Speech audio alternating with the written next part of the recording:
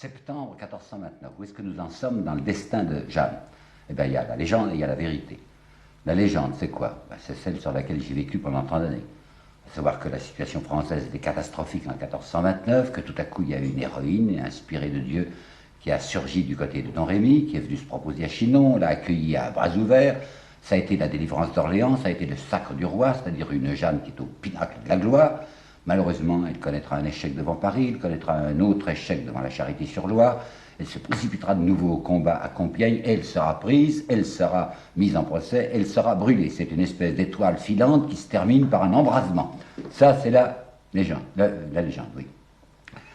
La vérité, c'est que Jeanne est arrivée accueillie difficilement à Chinon. C'est qu'on l'a utilisée comme fétiche, pas du tout comme chef militaire pour Orléans, que dès son succès d'Orléans, elle a commencé par paraître fâcheuse et encombrante au roi, qu'on n'a pas cessé de la surveiller, de la mettre à l'écart, qu'à Reims, on l'a mise le plus loin possible des grandes personnalités, et que dès Reims, on en avait par-dessus la tête, et qu'on avait résolu de se débarrasser d'elle. On a tenté de se débarrasser d'elle devant Paris, j'en suis convaincu. On va retenter l'opération bientôt, et ça sera le désastre de Jeanne. Voilà la vérité, voilà comment ça se présente.